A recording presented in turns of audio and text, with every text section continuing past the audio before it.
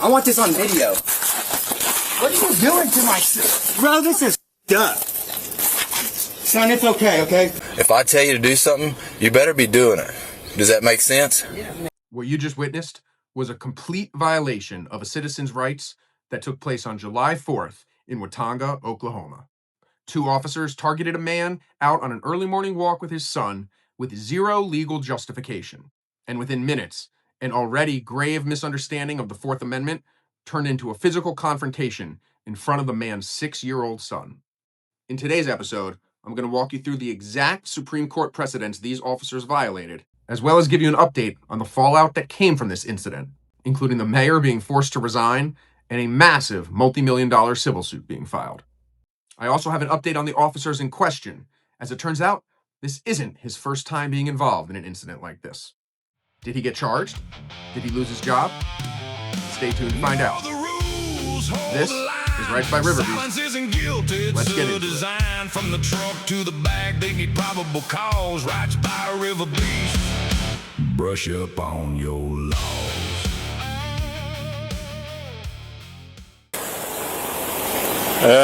Where you heading off to? Just walking. Any specific location? Okay. Is this your son? Yes. All right. What's your name, sir? Johnny. Johnny. All right. All right, Johnny. Where you coming from? Just walking around. Just walking around? Yeah. All right. Enjoying this weather? Yeah. Gotcha. Well, we're checking up on you, man. You know? Just walk around. What the heck is this deal? Found it a little bit suspicious, you know. So, what? just walking around.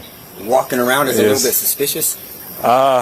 I mean, technically not really, but I mean, it is pretty early in the morning. Hold on. Did you catch that? Right on his body cam, he says, technically not really. Under one of the most well-known cases, Terry v. Ohio, it's made clear that officers cannot temporarily detain someone based on a hunch or a random theory or an assumption. They must possess specific, articulable facts indicating that criminal activity is afoot. By admitting that someone walking down the street at 5:30 in the morning, kind of suspicious, the officer invalidates the legality of his own Terry stop. Being awake at 5:30 is not a crime.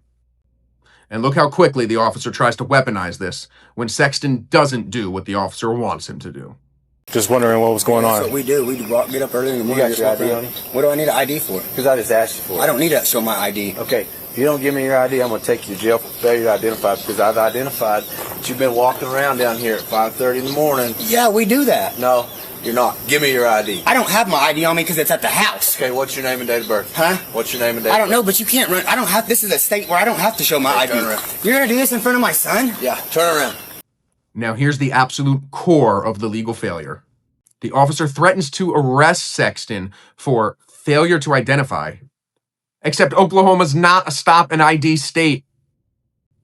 And by the way, very important note, even in states that do have a stop and identify statute, the Supreme Court has made it clear in cases such as Brown v. Texas that in order for an officer to lawfully demand identification, they must already have a legally established reason for the Terry stop, which again means it has to be backed by reasonable, articulable suspicion of criminal activity.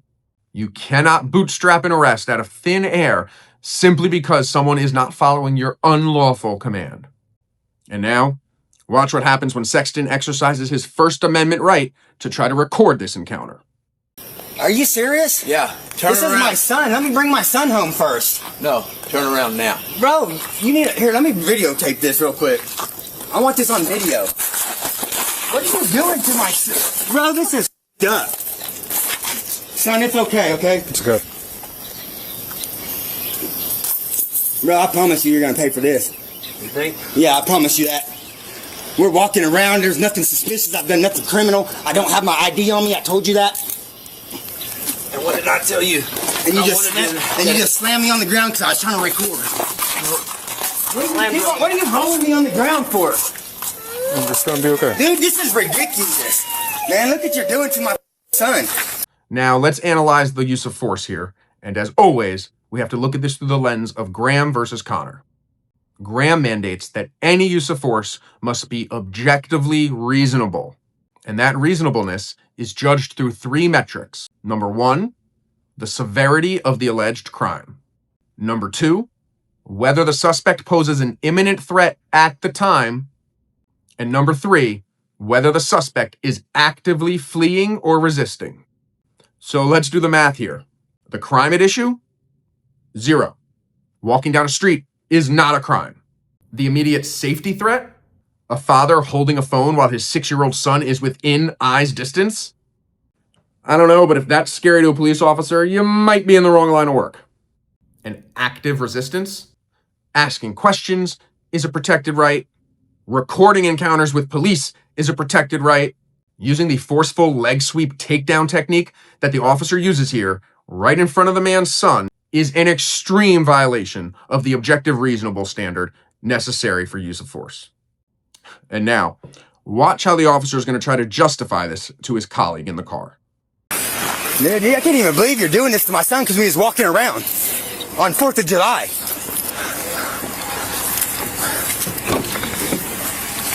Have a seat and I'll talk to you.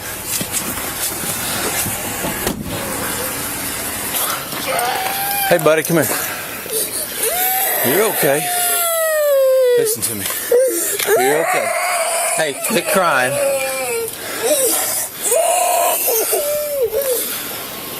People that don't want to identify typically are involved in criminal activity. There has been no criminal activity. Okay, listen, when I got there, I didn't play games with you. I asked you what y'all were doing. You said, okay. I've worked here. Yeah, and that's fine, dude. I love it that you're out with your kid. But it is a little odd, okay? So when I ask you for your ID, you say, I don't have any ID. So what's your name and date of birth? That's all you have to give me. Give me your name and date of birth. What is your name and date of birth? I know, but it's just because No, this is your last stop. You're asking me right now? I thought you were saying my name is John Sexton. Okay, sit tight. Okay, listen, man. I don't want to take you to jail. I don't like taking people to jail. I don't like doing what I had to do to you in front of your kid. But you caused it. All you had to do was provide the information asked. Listen. Shut up and listen just a minute. We had reasonable enough suspicion to identify you. That's all that matters. But if I did criminal activity. Yeah. But I didn't do no criminal activity, sir. Yeah. No, I didn't. I didn't do nothing criminal walking with my son. Okay. It's not criminal. It's not criminal.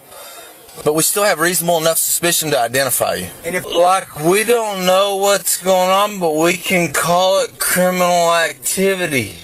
That's not, but I didn't do criminal activity, sir. That was okay, man. Thrown down like that in front of my son. I didn't even throw you down, if you want to know the truth. That was just a little overdoing it when a kid's right there, is all I'm saying. Well, don't you think maybe next time a cop says, hey, what's your name? I have my ID. Here's the thing, man. Typically, when a cop's out with somebody and they don't want to identify, it leads us to believe that you are involved in more criminal activity than we need to. So that's why you heard me saying what I was saying, because I'm narrating for the camera. This is not my first day on the job, okay? If I tell you to do something, you better be doing it. Notice how the officer says he's narrating on camera because it's not his first day on the job. It's as if he's explicitly trying to manufacture a retroactive record because he knows that this might end up getting seen by some people. And even worse, he literally tells Sexton that when people exercise their constitutional right to remain silent, that in and of itself is suspicious behavior. That often means other criminal activity is going on or you're trying to avoid warrants.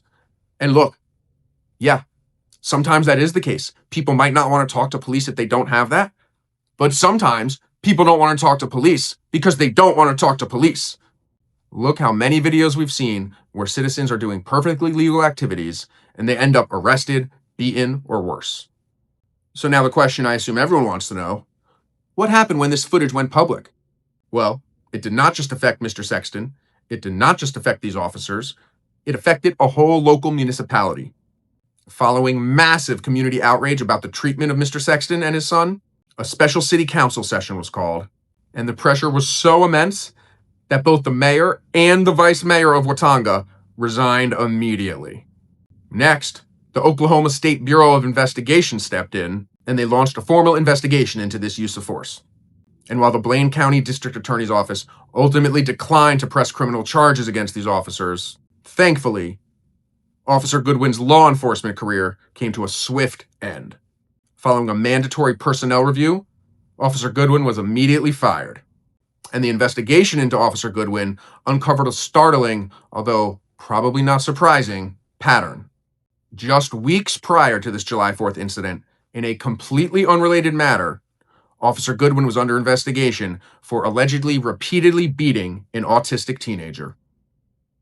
Johnny Sexton knew his rights, held his ground, and because of it, an abusive former police officer was stripped of his gun and badge. As of the time of this filming, Sexton's civil suit against the officers is still ongoing. I'll be sure to keep you up to date with any developments as they come. If you like this video and you want more analysis that holds systemic powers accountable, please hit that like and subscribe button, and drop a comment below to let me know your thoughts on this video, and let me know what you'd like to see me cover next. Until next time, know your rights, hold the line. Brush up on your law.